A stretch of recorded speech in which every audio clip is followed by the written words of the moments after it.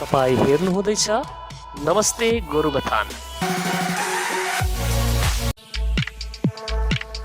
18 September 2021 देखि लिएर 10 October 2021 सम्म विश्व संवाद केन्द्र उत्तर बङ्ग नेशनल युनियन अफ जर्नलिस्ट इन्डियाद्वारा आयोजना गरिएको सिटिजन जर्नलिजम ट्रेनिङ प्रोग्रामको प्रमाणपत्र वितरण कार्यक्रम साइन्स सेन्टर अडिटोरियम सिलगढीमा सम्पन्न भयो।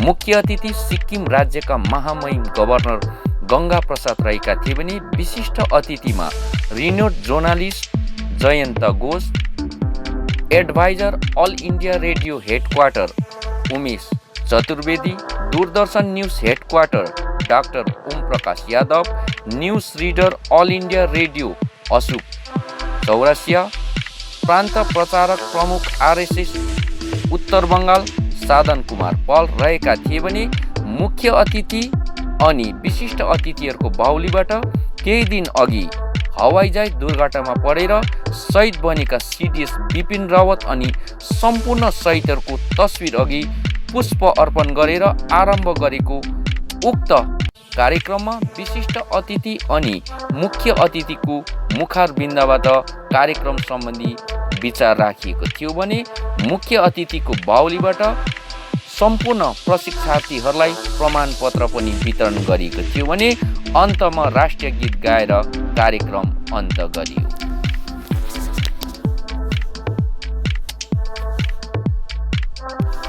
सभी को बोल सके, लोकल से अपना भावना वोकल तक हो जाए, राष्ट्रीय स्तर तक पहुंचे, ऐसा दृष्टिकोण लेकर के आम नागरिक भी पत्रकार बन सकते हैं। उन लोग भी अपना विषय को लिख सकते हैं। विमर्श ना हो, अपना देश का नागरिक अपना विषय, अपना इशू को खुद तैयार करे और उसका समाधान करे, ऐसा सोच को लेकर के हम साधारण आदमी भी नागरिक बने, पत्रकार बने, ऐसा सोच लेकर के सितंबर महीना में विश्व संवाद केंद्र और national union of journalist association का संयुक्त प्रयास से हम लोग ऑनलाइन माध्यम से एक वर्कशॉप किया था, एक ट्रेनिंग किया था, जिसमें उत्तर बंगाल प्रांत के 15 ऑर्गेनाइजेशनल डिस्ट्रिक्ट, जिसमें सिक्किम के 2 डिस्ट्रिक्ट दार्जिलिंग, कालिम्पोंग, अलीपुरद्वार से मालदा तक कुल 15 डिस्ट्रिक्ट से 230 लोग उस परीक्षा में उत्तीर्ण हुए। और आज वह दिन है जिस दिन हम सभी को, आप सभी को संगठन का पक्ष से प्रशंसा पत्र दिया जाएगा। केवल सर्टिफिकेट लेना नहीं है, हम लोग जो सीखा है उसको प्रैक्टिकली समाज में उतरना है, काम करना है, इसी उद्देश्य को लेकर के एक कार्यक्रम किया गया था। इसीलिए आज हम लोग जब लौटेंगे तो आगामी दिन में हम अपना क्षेत्र में जो समस्या हो, जो इश्यू हो, वतन वतन मेरे आबाद रहे तो, मैं जहाँ रहूँ जहाँ मैं याद रहे तो, मैं जहाँ रहूँ जहाँ मैं याद रहे तो, ऐ वतन मेरे वतन, ऐ वतन मेरे वतन, तू ही मेरी मंजिल है पहचान तुझी से, तू ही मेरी मंजिल है पहचान तुझी से, पहुँचूं मैं जहाँ भी मेरी बुनियाद रहे तो, पहुँचूं मैं जहाँ भी मेरी बुनियाद रहे तो, ऐ वतन मेरे वतन। तथा শিলিগুড়ির বিশিষ্ট চিকিৎসক ডক্টর অমিতাভ মিশ্র মহোদয়, মঞ্চে উপবিষ্ট জয়ন্ত ঘোষাল, আমরা সবাই জানি অত্যন্ত পরিচিত ব্যক্তিত্ব। মঞ্চে উপবিষ্ট উমেশজি চতুর্বেদী, এখানটা আমরা যারা বসে রয়েছি আমরা সবাই উমেশজিকে চিনি, উমেশজির ক্লাস আমরা করেছি, অত্যন্ত চিত্তাকর্ষক ক্লাস। মঞ্চে উপবিষ্ট অপি যাদবজিকে আমরা সবাই চিনি, আমাদের কাছে পরিচিত, আমরা ফিজিক্যালি দেখছি, ভার্চুয়ালি দেখেছি।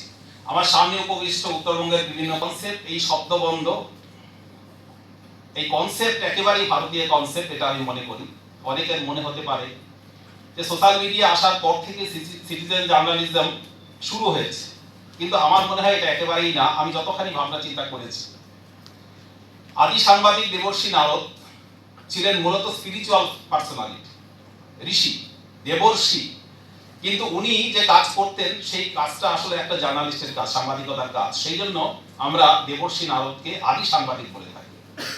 ওনার কোনো মিডিয়া হাউস ছিল না, উনি কমিটেড ছিলেন, কমিটেড টু ট্রুথ, জনকল্যাণের প্রতি দায়বদ্ধ ছিলেন, অঙ্গীকারবদ্ধ ছিলেন।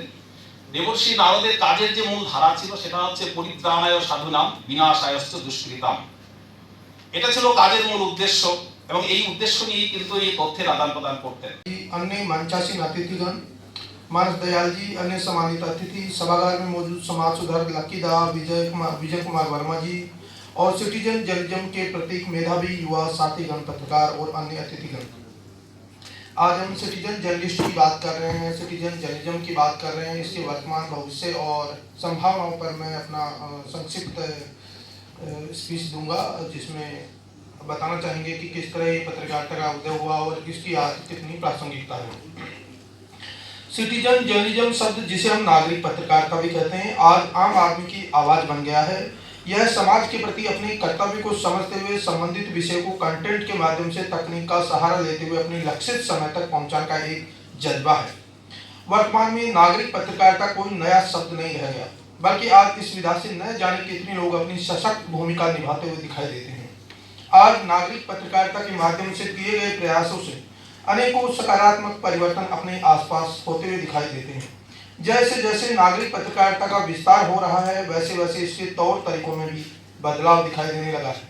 आज शब्दों के साथ साथ virtual media, new media, cross media का महत्व भी बढ़ गया है। इसलिए नागरिक पत्रकारिता के लिए अब कलम के साथ साथ माउस की ताकत, न्यू मीडिया की तकनीक व पहुंच को समझना भी आवश्यक हो गया है। सिटीजन जर्नलिज्म के क्या मायने हैं, हम आपको ये बताना चाहेंगे कि अगर हम नागरिक पत्रकार बने तो क्यों बने।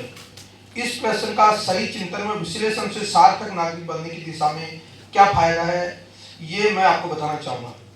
नागरिक पत्रकार किसी मीडिया संस्थान से न जुड़े होने के बावजूद भी निष्पक्ष भाव से समाचार सामग्री का संकलन करता है।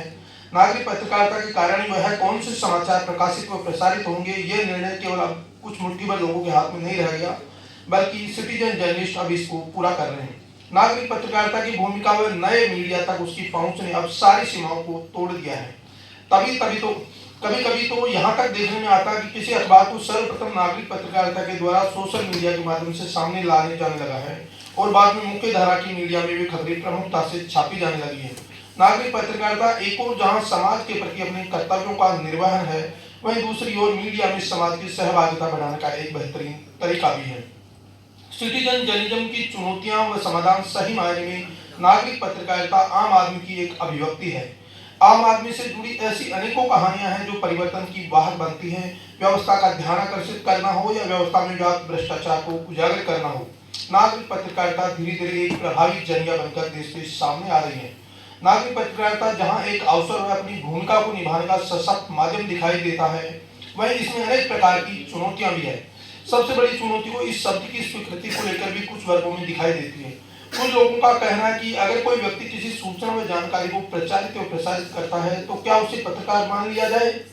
नागरिक पत्रकारिता की सही से समझ, सहयोगी मित्र, भाई बहन, आज उत्तर बंगाल के इस प्रांगण में हमने जो नागरिक पत्रकारिता के विषय में करीब 20 दिन हमने ऑनलाइन वर्चुअल प्रशिक्षण लिया था।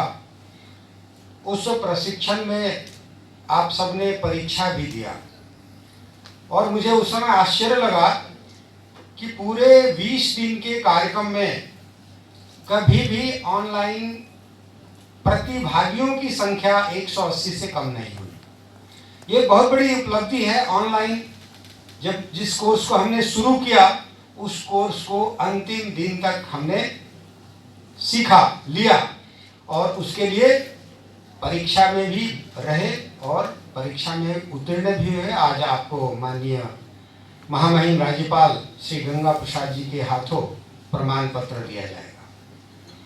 पत्रकारिता जगत की जो बात करते हैं तो दो विषय हमें ध्यान में आना चाहिए। हम इस वर्ष आज़ादी के अमृत महोत्सव पालन कर रहे हैं। यानी भारत स्वतंत्र हुए 75 साल हो गए और इस भारत की स्वतंत्रता संग्राम में बहुत बड़ी भूमिका बंगाल की है। और जब मैं बंगाल शब्द भी जोड़ता हूं मैं, वो दार्जिलिंग, तो दार्जिलिंग पहाड़ बंगाल का ही है और इस क्षेत्र में